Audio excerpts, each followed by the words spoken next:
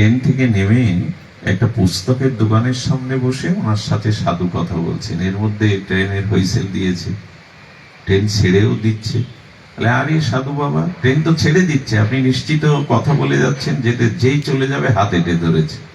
না না, তারা কি আছে, এর পরের ট্রেন ধরেও তো যাওয়া যাবে। বলে তার মানে? আরে আমার ওই দামি ব্যাগ ব্যালেন্স গুলো আছে, তো কত মূল্যবান জিনিস আছে, পাগলামি করছেন, ছেড়ে দেন। বলে ছেড়ে দেব না তো, আমারও তো সমপরিমাণ ব্যাগেজ আছে, আমার তো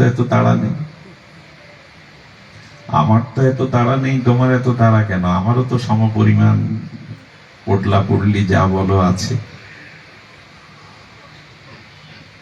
ট্রেনটা ছেড়ে চলে গেল।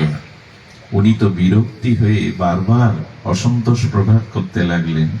পরে ট্রেন ধরে আগামী স্টেশনে গিয়ে তখন বললেন, দুজনের সমপরিমাণ ব্যাগেজ থাকলেও তুমি যতটা ছটপট করেছো, চিন্তা করেছো, আমি কিন্তু করিনি। পার্থক্য এখানে, তোমারও আছে আমারও আছে, কিন্তু ওই বস্তুর প্রতি আমার অতটা আসক্তি নাই, ওটা আমি ছেড়ে দিয়েছি মনে হয়। এখন ধন থাকবে না, পরিজন থাকবে না, বাড়ি গাড়ি থাকবে না, এমন বলা হচ্ছে না। থাকো পদ্মপত্রের মতো, জলেই থাকো, জলেই জন্মাও, কিন্তু জলকে নিজের মধ্যে টেনে নিও না, আসক্তিটা নিয়ে বেছো না। তাহলে ওই আসক্তির ঘোর পাকে তোমাকে বারবার জন্ম মৃত্যুতে আসতে হবে। এই জন্য দেখুন, আসক্তি যদি ত্যাগ করতে পারেন, খুব মূল্যবান একটি কথা, আসক্তি যদি ত্যাগ করতে পারেন, আপনাকে বনে যেতে হবে না।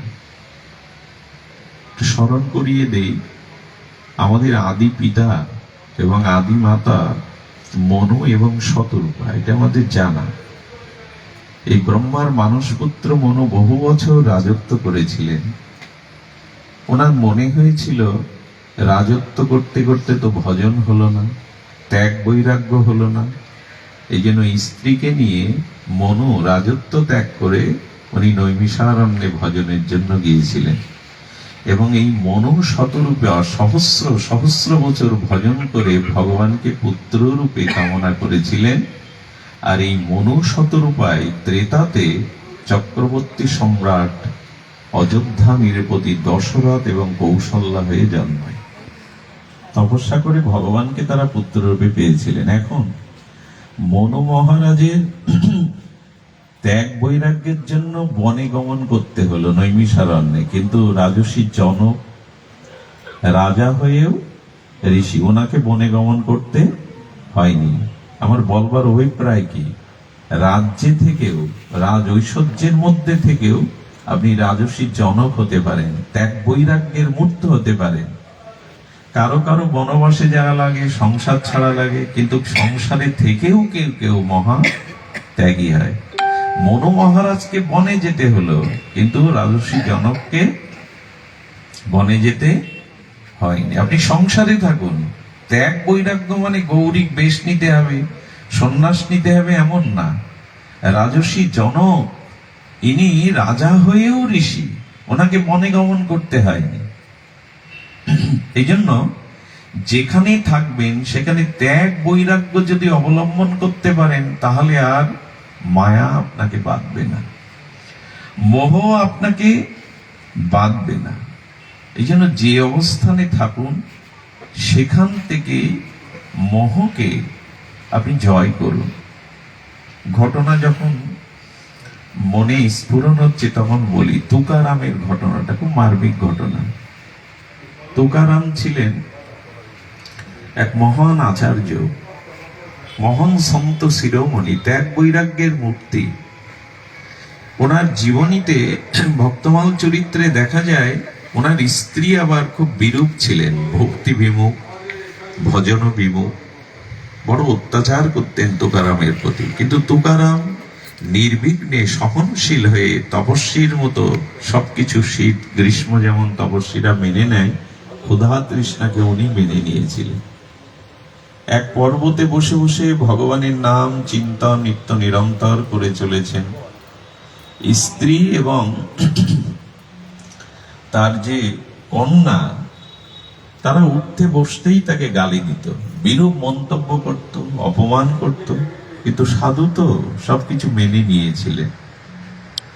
একটা যুবক ছেলে বিবাহ করবে না, তার পরিবারজন বলছে তুকারামের কাছে গিয়ে যদি, উনি বলছেন, পুত্রটি বলছেন, তুকারাম যদি আমাকে সংসারী হতে বলে ওনার কথা আমি রাখবো, তোমাদের কথা মানবো না।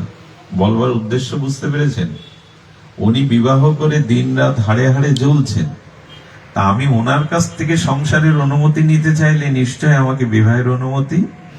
ওর মনের এই আশা, আর ওদের বলছে ঠিক আছে উনি যদি আমাকে সংসারী হতে বলে আমি মেনে নেব, তোমাদের কথা মানবো না। তো ওনার অভিভাবক বৃন্দ যারা ছিলেন তারা নিয়ে গেলেন তুকারামের কাছে। তুকারাম ওর দিকে তাকিয়ে বলছেন, হ্যাঁ আমি অনুমতি দিচ্ছি, তুমি বিবাহ করো। আশাহত হয়ে মুখটা শুকিয়েছে। হে মহারাজ, আপনি এত জ্বালায় জ্বলছেন সংসারে, স্ত্রী আপনার ভজন বিমুখ, আর আপনিও আমাকে সেই জ্বালায় সেই আগুনের মধ্যে ফেলতে চাইছেন কেন?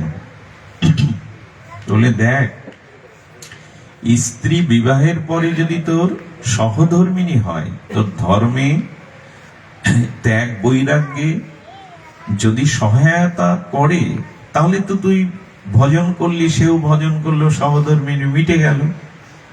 আর যদি আমার মতো দশা হয় তখন লাভ আমার, একা তুকারাম থেকে লাভ কি? তুই আর একটা তুকারাম হবি, দুইজনে মিলে ভজন করবো।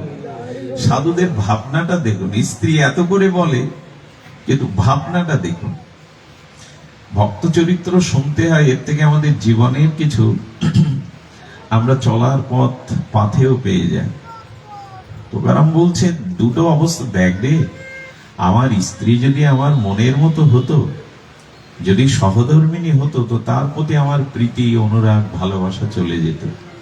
আমার রঘুপতি রাম তা চাইনি, তাই ওর প্রতি যে ভালোবাসাটা, অনুরাগটা, সেটা রামের চরণে গেছে। আমার জন্য সুবিধা কিনা বল?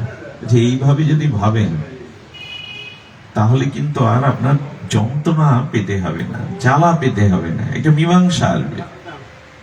অতিরিক্ত যদি আসক্তি আসতো, তাহলে আমাকে প্রভুর চরণে, আমি এই যে দিব্যি বসে ভগবানের গুণকীর্তন করছি, সম্ভব ছিল না।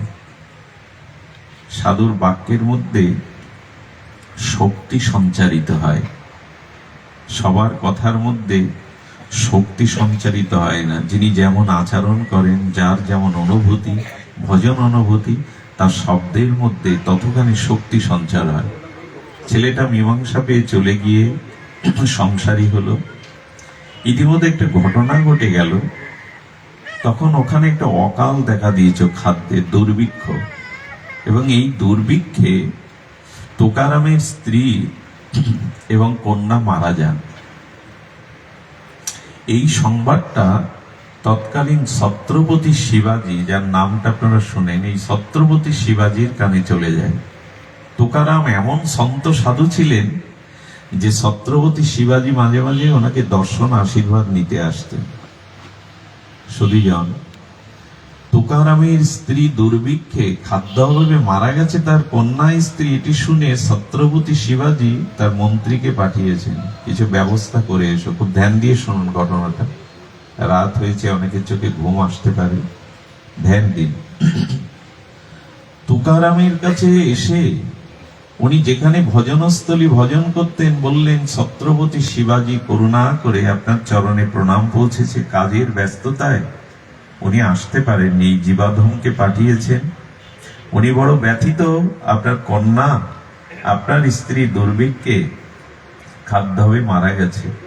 উনি আপনার জন্য কিছু ব্যবস্থা করতে চেয়েছেন, অর্থ, মণিমাণিক্য, জমি জমা, কিছু ব্যবস্থার জন্য অনুমতি চেয়েছেন। তুকারাম তখন বলছেন,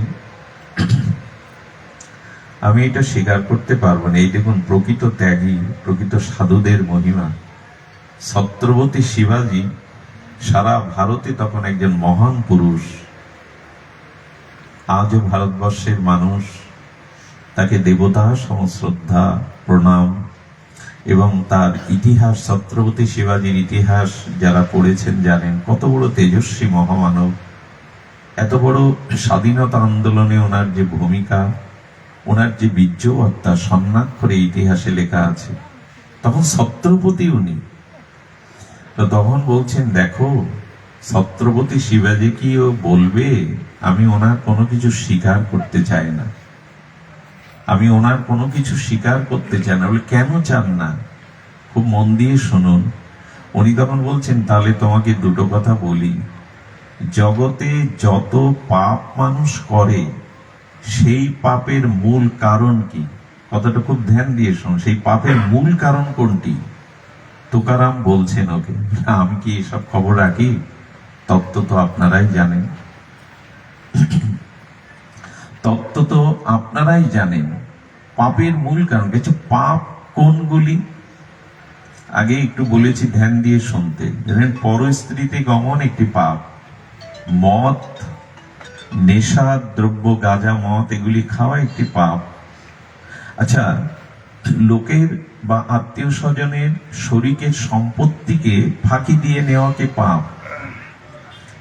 আচ্ছা, বিলাসিতা করে, মানে অবৈধভাবে অর্থ রোজগার করে বিলাসিতা করাও একটা পাপ। তো এভাবে পাপ তো অসংখ্য, অগণিত। আপনারা লক্ষ্য করেছেন, এই পাপগুলির মূল কারণ কি? যখনই কোনো মানুষ পাপ করে, তার পেছনের মূল কারণ কি? তার মূল কারণ খুঁজে দেখবেন অর্থ। অর্থ ছাড়া আপনি মদ, নারী, জুয়া, পাশা, তাস এগুলি পাবেন না। কতটি ধ্যান দিন। তুকারাম বলছেন, যে কোনো পাপের পিছনে অর্থ একটা বড় কারণ। অর্থ না থাকলে আপনি ওই কাজগুলি সহজে করতে পারবেন।